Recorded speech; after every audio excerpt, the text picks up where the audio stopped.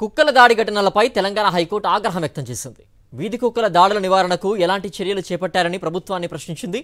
అయితే state level committee ఏర్పాటు చేశామని హైకోర్టుకు ప్రభుత్వం తెలిపింది. జీహెచ్ఎంసీలో 3.79 లక్షల వీధి కుక్కలు ఉన్నాయన్నారు అడ్వకేట్ జనరల్. రోజుకు 200 కుక్కల్ని స్టెరిలైజేషన్ చేస్తున్నామని తెలిపారు.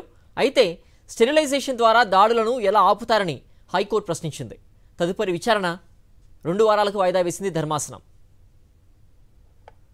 మరింత సమాచారం మా ప్రతినిధి వాసు అందిస్తారు.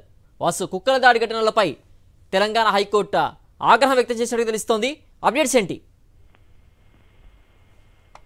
సిద్ధు, మరోసారి హైకోర్టులో కుక్కల దాడి ఘటనలపై విచారణ జరిగింది. నిన్న జవహర్ నగర్ లో సంవత్సరంలో బాలుడు చనిపోయిన విషయం పైన తీవ్ర ఆగ్రహం వ్యక్తం చేస్తూ కూడా ఈ దాడుల నియంత్రణకు ఎలాంటి చర్యలు తీసుకుంటారని కూడా ప్రభుత్వాన్ని ప్రశ్నించింది. అయితే జిహెచ్ఎంసీ వ్యాప్తంగా కూడా 3,79,000 వీధి కుక్కలు ఉన్నాయంటూ కూడా అడ్వకేట్ జనరల్ కోర్టు తెలిపారు.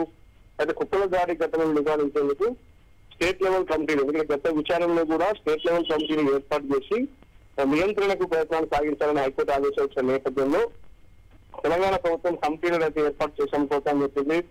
ఆ తర్వాత హైదరాబాద్ లో 6 కేంద్రాలకు సంబంధించినటువంటి కుక్కలకు స్టెరిలైజేషన్ చేస్తున్నామని చెప్పింది. కానీ స్టెరిలైజేషన్ ద్వారా ఏ విధంగా దాడులకు అడ్డుకట్ట వేస్తారు మీరంటూ కూడా హైకోర్టు ప్రశ్నించింది.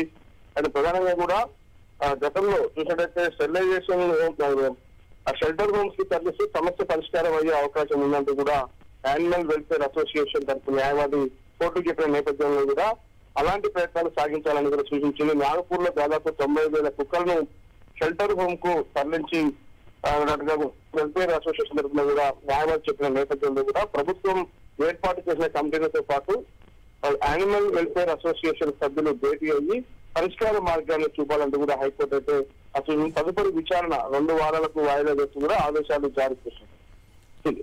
ఓకే వాసు.